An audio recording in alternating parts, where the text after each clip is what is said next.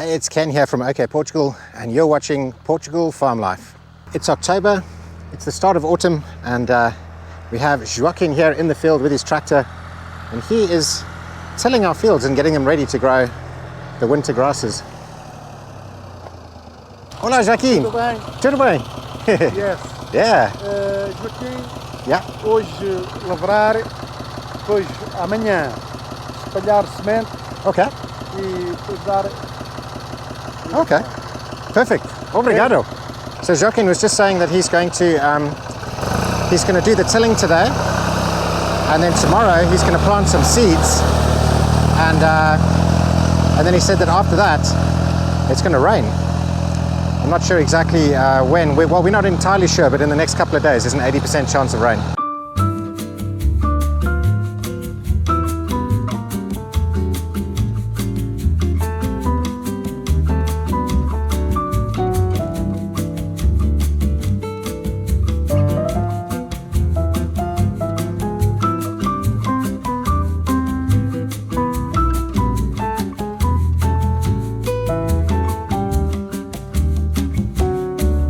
So we've had one of the hottest summers on record. We've also had extreme drought, and that meant that our fields over the summertime were pretty much empty. We've had a couple of days of rain over the last month, and that's encouraged a little bit of green grass to grow on our fields. So you're probably wondering why we are tilling the fields, and it's a good question. You've probably heard a lot of things about tilling the soil destroys it, and that you should do no dig, etc., etc. Now, we've just come out of one of the hottest summers on record, and we're also in extreme drought, and during the summertime we have to keep these fields clear and clean of any plant growth or weed growth, because it's a fire risk. And so because these fields have been completely bare during the summer, they were really dry and dusty, and we just had a couple of days of rain over the last month, and basically some grass has started to grow. Now, as you can see, it's very sparse. It's just like a couple of little weeds and things growing, and some grasses and possibly green manures and things like that. And they are growing into this hard, compacted soil. So over the summertime, the sun's basically baked all of this, and it's pretty hard. You know, you can kind of push your finger into it, but it's not quite rock hard, but it's nearly there. Now the plan is for Joaquim to plant some seeds. He's going to plant different types of cereals and green manures and things like that are going to go into the field. They're going to act as food for his sheep come springtime. And they're also going to fix nitrogen into the soil. Now, he can't plant those seeds unless he has a nice seed bed. You know, you can't plant them into this rock hard soil. And so that's why the soil needs to be tilled, so that you can get a nice, soft, sandy seed bed that you can sow directly into and start growing some of these plants. So this form of tilling that he's doing at the moment, it's quite a light till. It's only a couple of inches into the soil. And it's basically going to break up all of these like root bundles and all of these different plants that are currently sitting on the field. And those are going to go into the soil, be mixed up with different microbes and things like that. They're going to break down in the soil, they're going to create nitrogen, and they're basically going to fertilize the soil over the sort of winter and spring months. So it is quite an important process. It also keeps the soil aerated and you know, keeps it from basically turning into rock hard stone. And that's it, he's pretty much done this very first field. And yeah, if you've ever had to hand till some soil in like a vegetable garden or something like that, and that soil was pretty much rock hard, you'll know exactly how long that took. Well, this tractor only took about, I'd say, half an hour just to do this field. So we still have a bunch of fields behind us here that need doing all the way down to the bottom. We've been really lucky this whole summer. This is the first one that we've had where there's been hardly any flies. And I'm not sure if it was the heat or what the story was.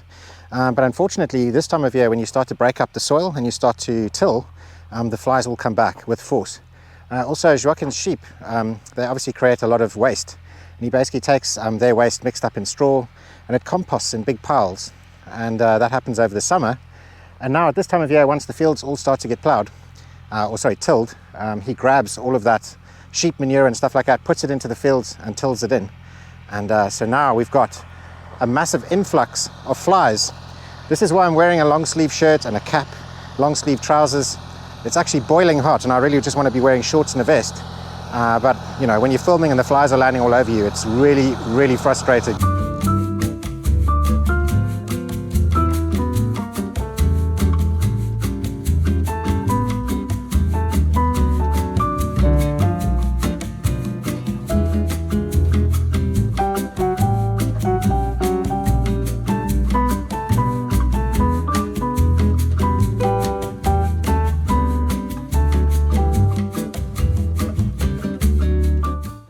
It's thirsty work, this.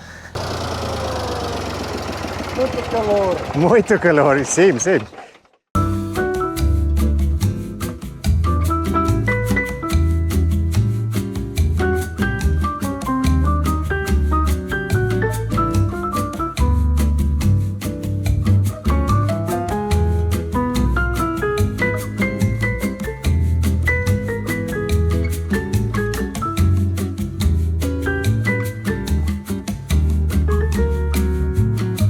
Imagine how many people you would need with like forks and shovels and things, all twisting and turning the soil in order to get it into this condition.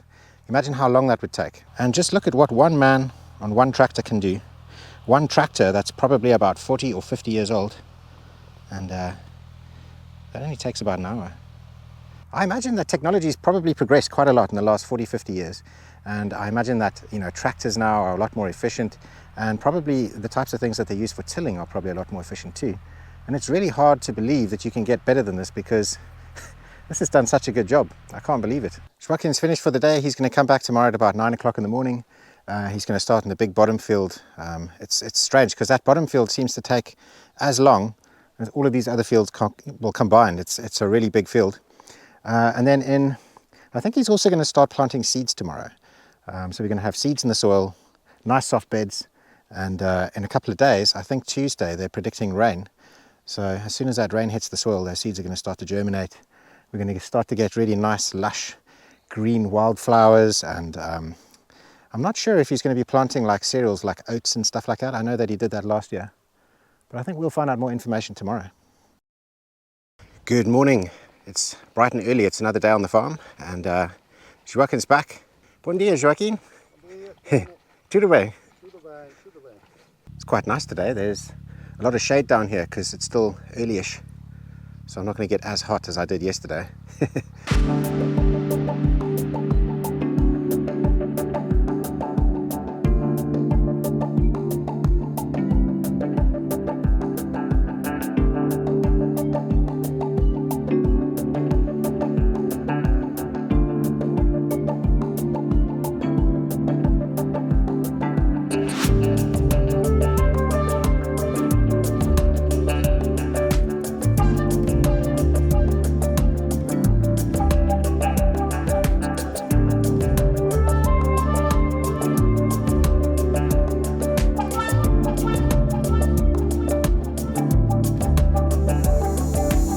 You can see all of the stalks left over from when we were growing corn this year, and the sheep have come and they've eaten them all the way down to the ground like this.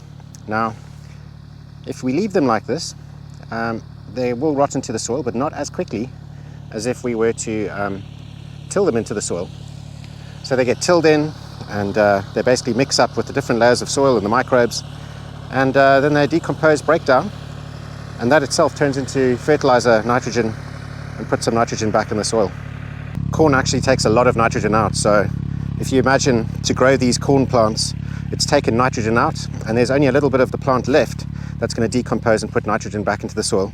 So it's important that we put something like NPK down, like an actual fertilizer, so we can balance those nitrogen levels again for the next growing season.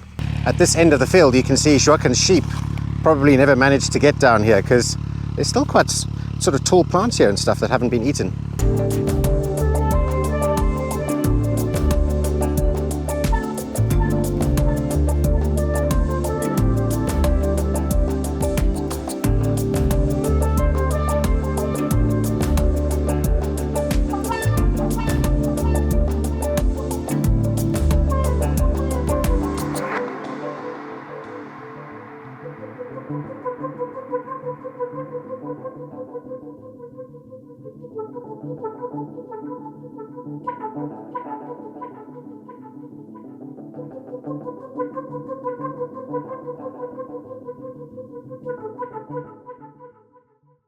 Well, that's the tilling done, and Joaquim's now just, I think he's just setting up his till so that he can trailer it back. So I think he has to put it on like the tow bar instead of, you know, the connection that he had, and then put those wheels down so that those discs don't scratch along the tar road. Right, so Joaquim's now gone, and He's going to switch around, get his seed planting implement that goes onto the tractor. I think he's going to get his seed mix ready, and he should be here, he said, in roughly half an hour, meia hora. So a couple of days ago, we bought ourselves a Bremer rooster, and he is, well, we're calling him Nando's the second, although Gina's not too convinced about that. No, I'm not convinced. He might change his name soon when we get to know him better. But I think Nando's the second, because you probably know Nando's is our very famous rooster who valiantly died protecting his hens about a year ago. So anyway, he's a Bremer rooster as well, and he's been quarantining. Yep, we're getting to know his girls. And now it's time to let him out. I think he's probably going to be a little bit freaked out, because A little bit nervous. yeah, I think where we got him from, he was in a cage, well, not a cage, but he was locked inside a coop the whole time. So this is going to be like his first taste of freedom, I think. Yeah. Come on then, ladies. Ooh, come on then. Our chickens are pretty much free-range chickens. During the day we let them out and they just run around, you know, the whole farm. So we do put some supplementary food down for them, like this corn and stuff like that, because especially during the summer there's absolutely nothing for them to eat. Now there's some green shoots all over, and they absolutely love eating those. But anyway, this is the moment that we've been waiting for, to see Nando's the second. Come on, Nando's the second. Buck, buck, buck, buck. Some food for you, my dude. So he's very nervous. He's only about 4 months old, 4 or 5 months old. So he's not matured yet. He's still growing his feathers, and he's not really crowing or anything like that yet. He doesn't have any spurs on his legs. So he's still very immature, and he's also not used to being outside. So this is going to be like the very first time that he's experienced the outside world. He's also quite nervous of us.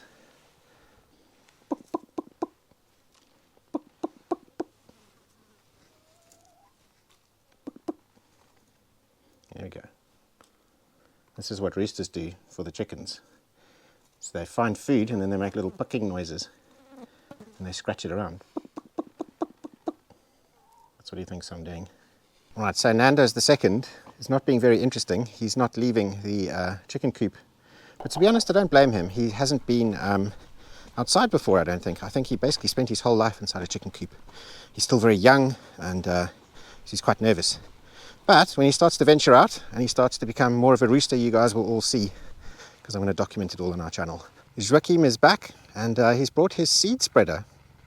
Actually, I'm not sure if that is the seed spreader or if that is a spreader for NPK. Joaquim was telling me that there's a 70% chance of rain on Tuesday, so in the next 2 days. So that's why it's absolutely perfect to get seeds in the ground right now. Let me go and see if I can find some of these seeds. Yeah, these are definitely seeds. This is not NPK. Here we go. So I'm not sure what the mixture is. We can see there's a whole bunch of different ones. You get long ones, shorter ones. Cool. These fields naturally have a whole bunch of stuff in already. So they've naturally got like red clovers and white clovers. I'm not sure of all the other different types of wildflowers because there's so many. So I'm assuming that now he's actually planting some kind of cereals or something like that. But I'll wait for him to stop so I can have a chat and see what it is. So this is much quicker than tilling. With the tilling you have to do really tight rows. And on this, because it's spraying out of the sides, spraying all of the seeds all over the place, you can do much looser rows. And that means that he can cover more ground quicker.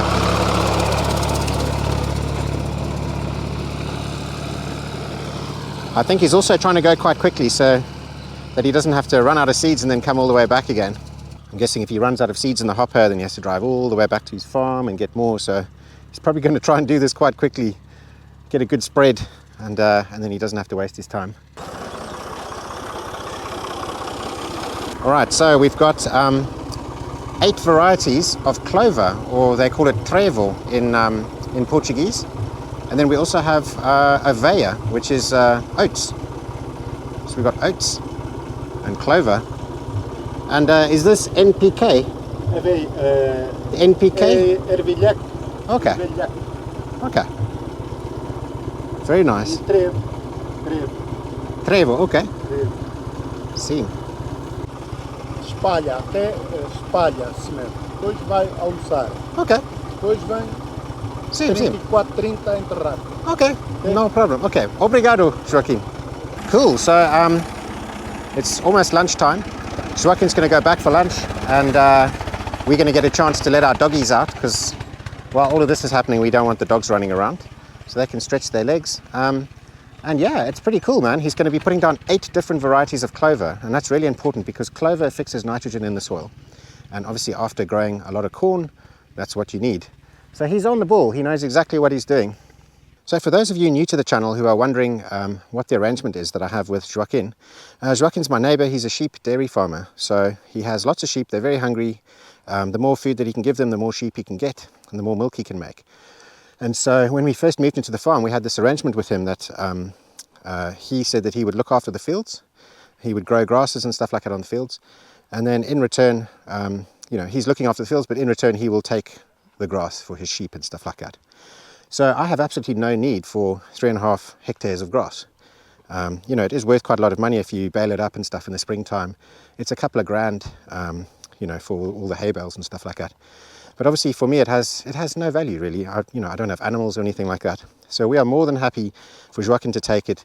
It means that I don't have to come down here with lawnmowers and stuff like that. And if I was to cut the grass and just leave it lying there, it would be a complete waste, especially when there's people that have big flocks of sheep and that's their livelihood. So we are more than happy for him to have all the grass, and we're really happy for him to obviously come here with his tractors and do the work. And it builds a good relationship. It's a nice symbiotic relationship between us. Oh wow, okay, change of plans. He's back. I was just sitting down. I was just about to make a nice steak, but I'm actually glad that we're going to get this out the way first.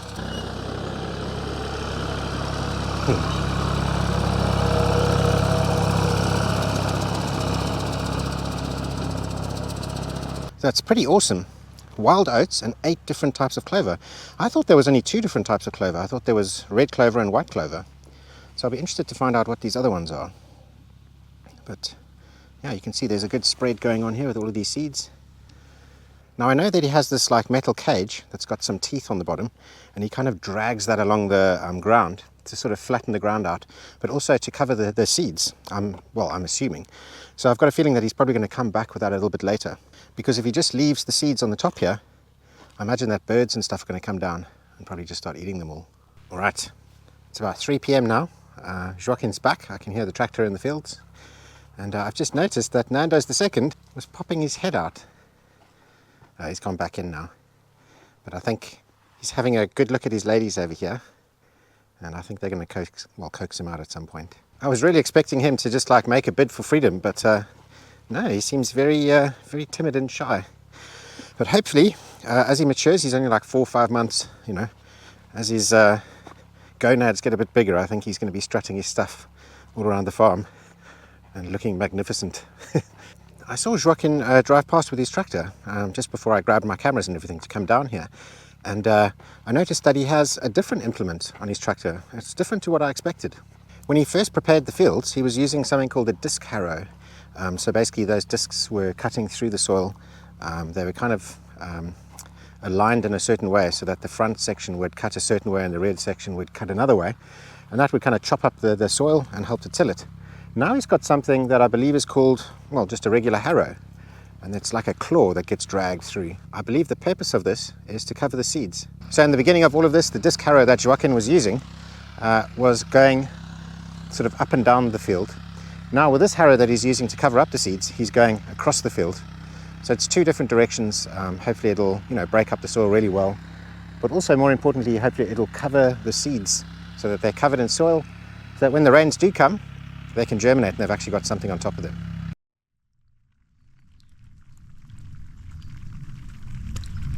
It's been a couple of days, and look, as promised, the rain has arrived. And the fields that Joaquin has tilled and gotten ready are now completely drenched and soaked. This is amazing. This is perfect timing and exactly what we needed right after those seeds have gone into the ground. So I'm fairly confident that they're all going to germinate well, and pretty soon we're going to have nice green fields. I cannot wait to see that. We've had months and months of absolutely no rain. We've had droughts, we've had heat waves. In fact, we did actually have a little bit of rain just towards the end of summer. Only a couple of hours worth though, nothing like this.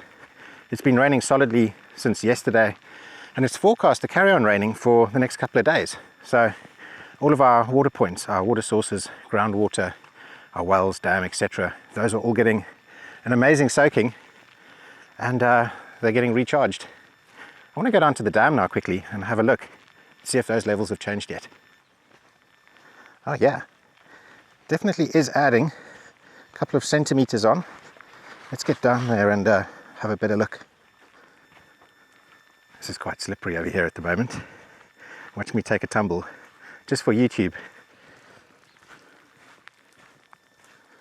So yeah, definitely adding a couple of centimeters on to what we had in the dam here. Nothing that extreme just yet. But wow, this is so low. I can't believe it. Anyway, soon you're going to see, if you carry on watching our channel, you're going to see the dam's going to come all the way up to, well, above where those chairs are.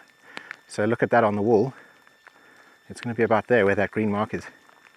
I know on the camera you can't really see it, but that's about 3 meters.